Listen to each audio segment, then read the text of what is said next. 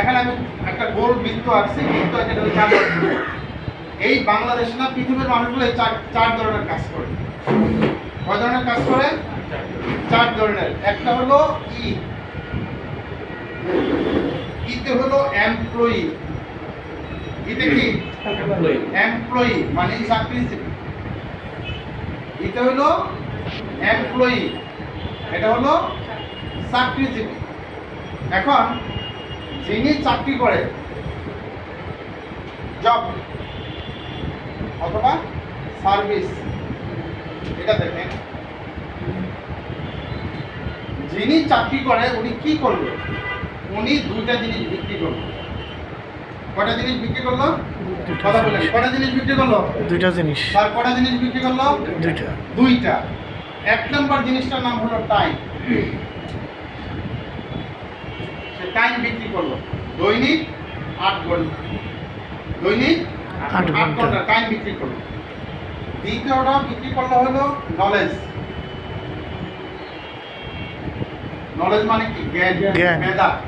এখন আমি চাকরি করলাম, আমাকে বললো যে তুমি হিসাবটা করে নিয়ে আসো। হিসাবটা করতে আমার মেধা কয় হবে না? কয় হবে। তাহলে যিনি চাকরি করলো উনি টাইম আর মেধা এই দুইটাকে বিক্রি করে দিল।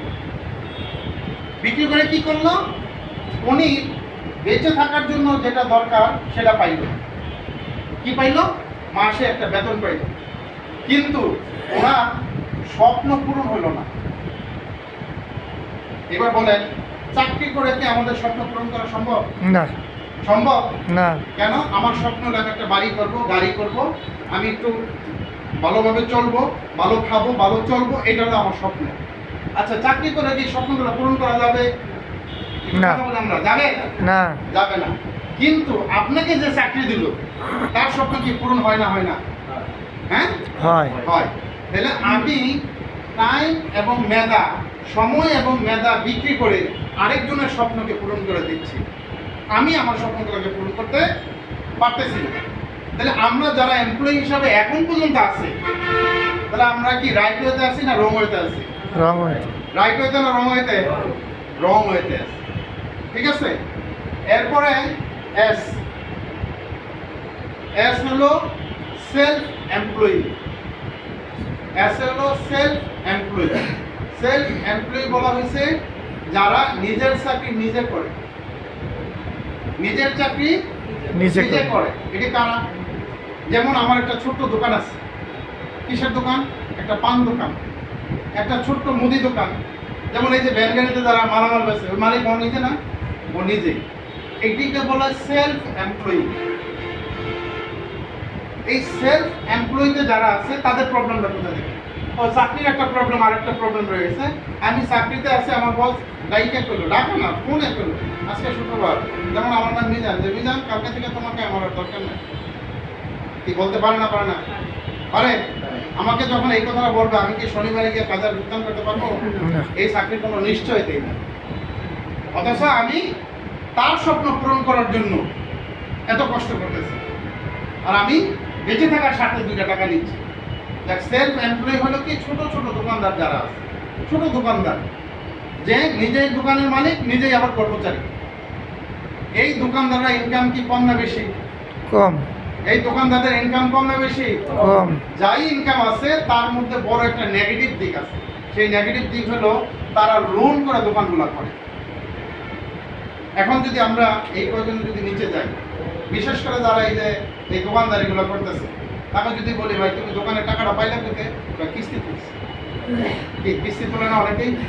কিস্তি তুলে দোকানদারিগুলো করে। কিস্তি তুলে যখন দোকানদারি করে, যার লাভ হয় ও লাভের টাকা তো কিস্তি লাই নিয়ে যায়।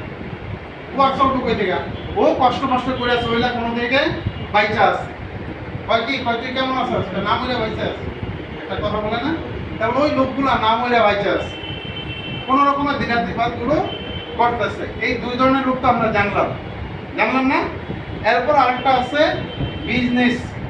মানে আমি বলছি মানুষগুলো কি কাজ করে, শুধু বাংলাদেশের না, টোটাল পৃথিবীর মানুষগুলো কি কাজ করে, এটা আমি এখানে তুলে ধরতে চাচ্ছি। তাহলে এই 2 ধরনের মানুষ কি আছে না নাই?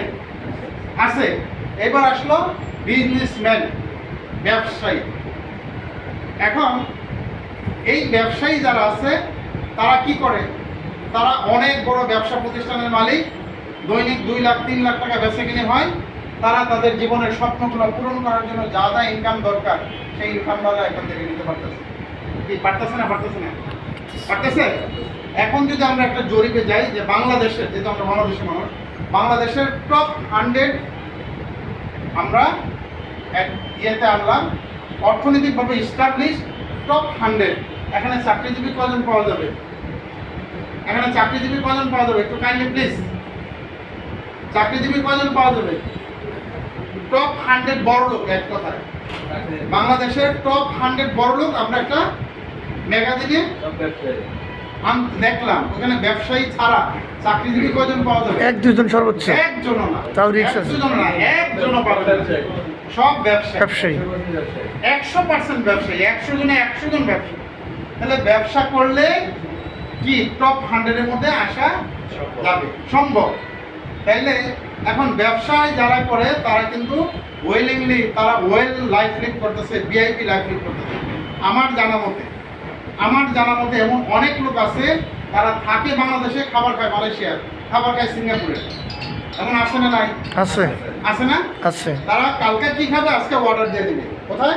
মালয়েশিয়া, সিঙ্গাপুরে বিমানে খাবার আসবে, কালকে ওগুলো খাবে।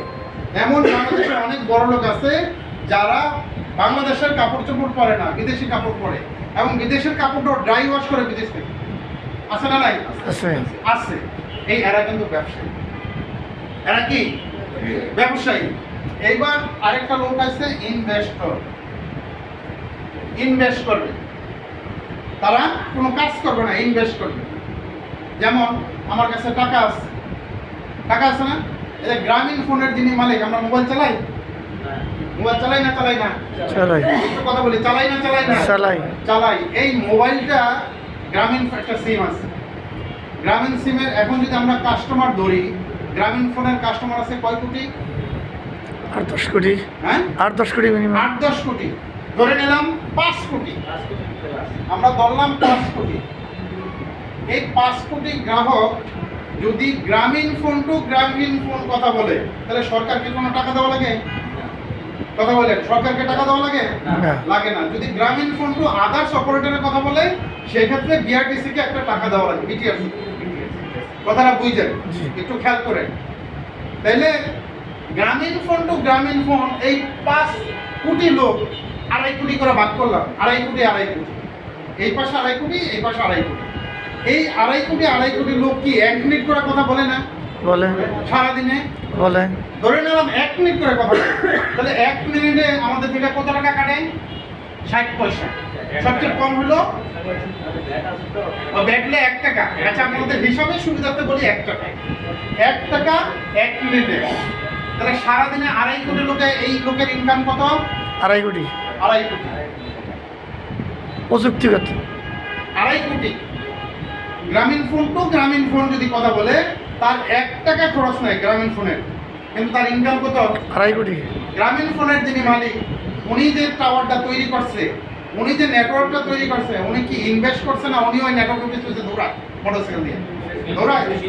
দৌড়ায় না, শুধু ইনভেস্ট করছে। ইনভেস্ট করার পরে উনি যদি দৈনিক শুধু যদি আমরা দেখি জিপি টু জিপি 2.5 কোটি টাকা ইনকাম, আদার্স অপারেটর সহ তার কি দৈনিক 10 কোটি টাকা ইনকাম আছে না? আছে না? নাই? আছে। তাইলে যিনি ইনভেস্ট করলো, ওনার কি টাকার অভাব আছে? না, অভাব নাই। তাইলে বড় লোক হইতে গেলে কি করতে হবে? হয় ব্যবসা করতে হবে, নাইলে ইনভেস্ট করতে হবে, তাই না? একটা জরিপে আসছে সারা পৃথিবীতে যত সম্পদ আছে, যত টাকা পয়সা আছে, এই 95% টাকা পয়সা মালিক এরা 2 জন। একটা ব্যবসায়ী এবং একজন ইনভেস্টর, এই 2 জন হলো 95% টাকা এবং সম্পদের মালিক। কিন্তু পৃথিবীতে লোক আছে কয় কোটি জানেন? সারা পৃথিবীতে লোক আছে কয় কোটি? হ্যাঁ, 700 কোটি। 850 কোটি। এই পৃথিবীতে লোক আছে 850 কোটি। এই 850 কোটির 5% লোক হলো এই ধরে 5% লোক। একটু কথা বলেন, একটু বুঝার জিনিস আছে। 850 কোটি 5% লোক। 5% কথা বলেন, কয় পার্সেন্ট? 5%। কয় পার্সেন্ট? 5%। এই 5% লোক কত টাকার, কতগুলো সম্পত্তির মালিক? 95% সম্পত্তির মালিক তারা। আর রইল কয় পার্সেন্ট সম্পত্তি? 5%। এই 5% সম্পত্তির মালিক হলো 95% লোক।